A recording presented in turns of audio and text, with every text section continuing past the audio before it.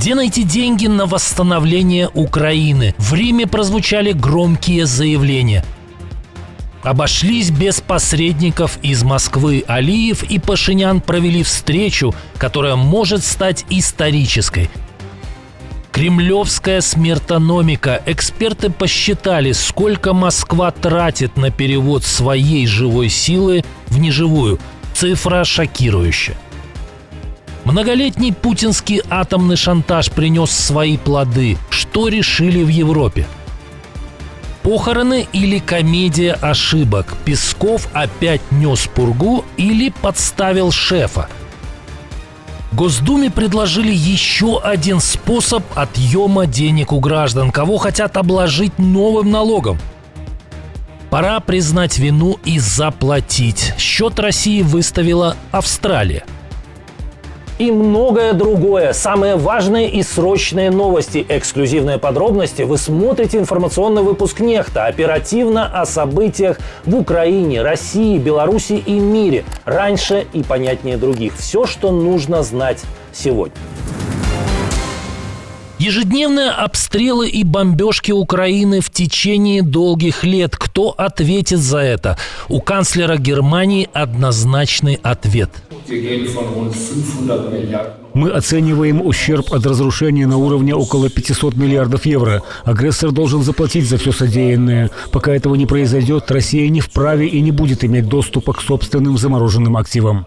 Эти слова прозвучали на конференции в Риме, куда обсудить восстановление Украины с ее президентом съехались многие влиятельные политики мира. В то же время госсекретарь США попытался обсудить завершение войны с представителем агрессора. Мы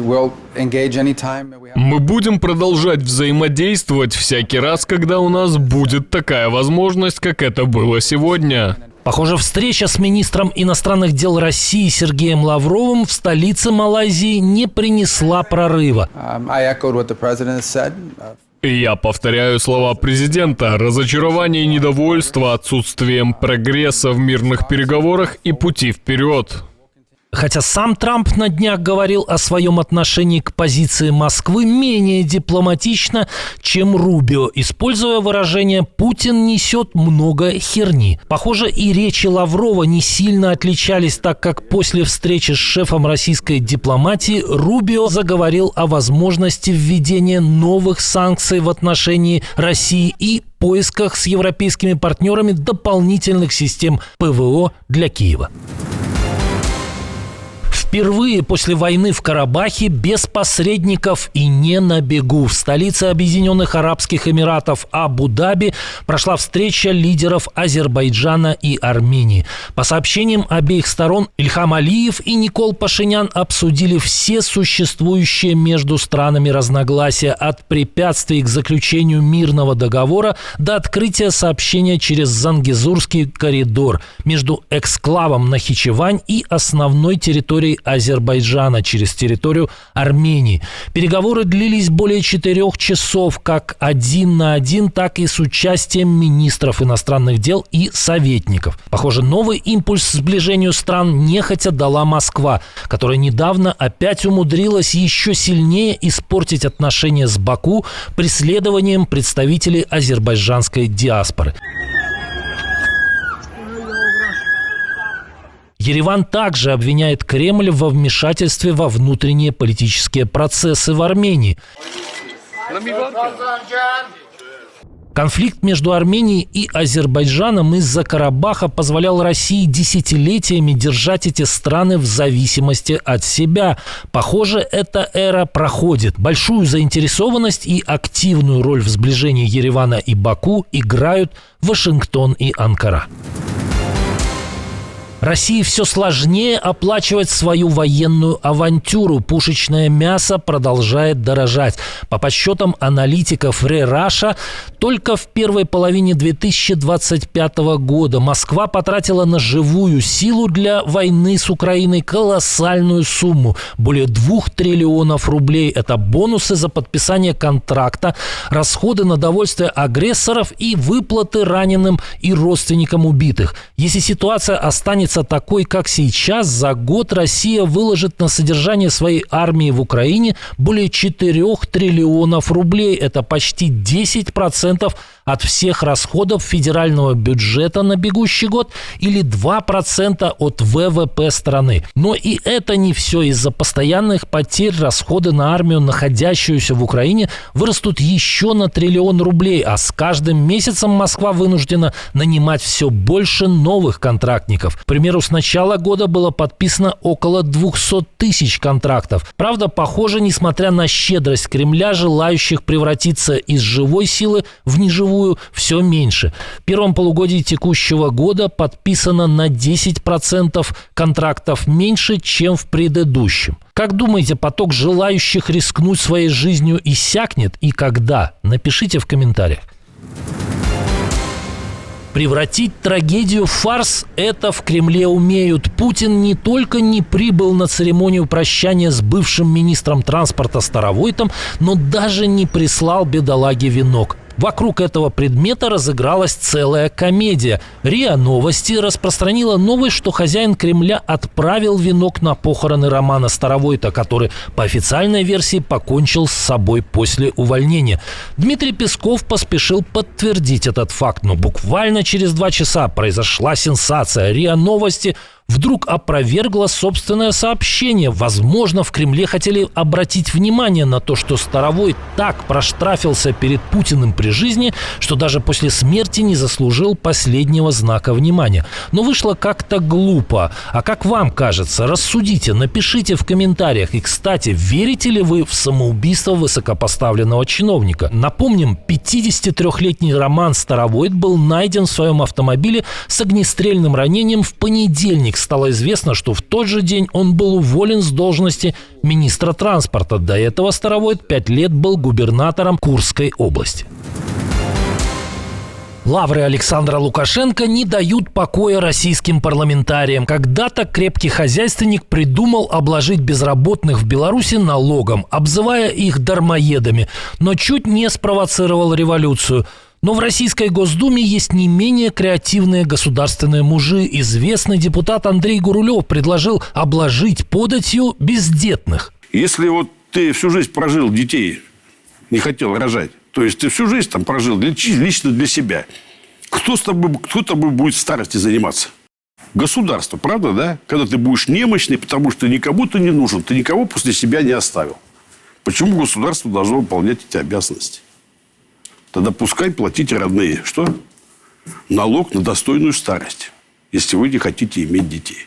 О многочисленных налогах и отчислениях, в том числе в пенсионный фонд, которые делают граждане в течение жизни, депутат, конечно же, подзабыл. С сокращением нефтегазовых доходов и ростом расходов на войну путинский режим все отчаяннее ищет новых способов пополнения казны. Так что, возможно, это не просто очередная звучная реплика для роста рейтинга прокремлевского телеканала, а серьезный зондаж общественного мнения. Что думаете? Ждем комментариев. Новая веха в истории безопасности старого континента. Общеевропейский ядерный щит может стать реальностью. Очередной шаг по его созданию сделали Лондон и Париж. Эммануэль Макрон и Кир Стармер подписали соглашение о координации своих сил ядерного сдерживания. Мы обновляем историческое соглашение Ланкастер-Хаус, амбицию, которую начали реализовывать очень давно, чтобы укрепить нашу коллективную оборону и безопасность. Как единственная ядерная держава Европы, обеспечивающая около 40% европейских расходов на оборону, мы несем уникальную ответственность за безопасность этого континента. Кроме того, в рамках партнерства «Промышленная Антанта» страны будут разрабатывать и выпускать новые виды вооружений, в том числе новую модель ракет Storm Shadow, которые сейчас поставляются в Украину. Одновременно стало известно о достижении договоренности Лондона с Киевом о поставках ВСУ британских ракет для противовоздушной обороны «Тейлс». В правительстве Объединенного Королевства назвали соглашение историческим. Страна будет производить для Украины ракеты для систем ПВО в течение 19 лет. Лондон поставит Украине 5000 таких ракет. Пора признать вину и заплатить. Канберра требует сатисфакции от Москвы. Министр иностранных дел Австралии Пенни Вонг потребовала от России выплатить компенсации за гибель пассажиров рейса MH17 после того, как накануне Европейский суд по правам человека возложил на Москву ответственность за эту трагедию. Мы приветствуем решение СПЧ, которое подтверждает, что Россия несет ответственность за катастрофу рейса MH17. В своем заявлении Вонг назвала решение суда историческим моментом для 298 жертв и их семей, подчеркнув, что теперь Россия обязана возместить ущерб. MH17 был сбит 17 июля 2014 года над Восточной Украиной. Согласно выводам суда в Нидерландах, самолет был поражен ракетой комплекса «Бук» российского производства, выпущенной с территории, контролируемой сепаратистами и поддерживаемыми Москвой. На борту находилось 298 человек, в основном граждане Нидерландов и Австралии. Все они погибли. Накануне ЕСПЧ указал, что российские власти не предприняли необходимых мер для проверки цели перед запуском ракеты и не обеспечили безопасность людей на борту Боинга 777. Суд также отметил, что ракета была выпущена пророссийскими силами по гражданскому авиалайнеру, следовавшему через украинское воздушное пространство. В 2022 году нидерландский суд заочно приговорил к пожизненному заключению 2 граждан России, в том числе бывшего министра обороны самопровозглашенной ДНР Игоря Стрелкова-Гиркина. Россия продолжает отрицать свою причастность к трагедии и отказывается выдать осужденных.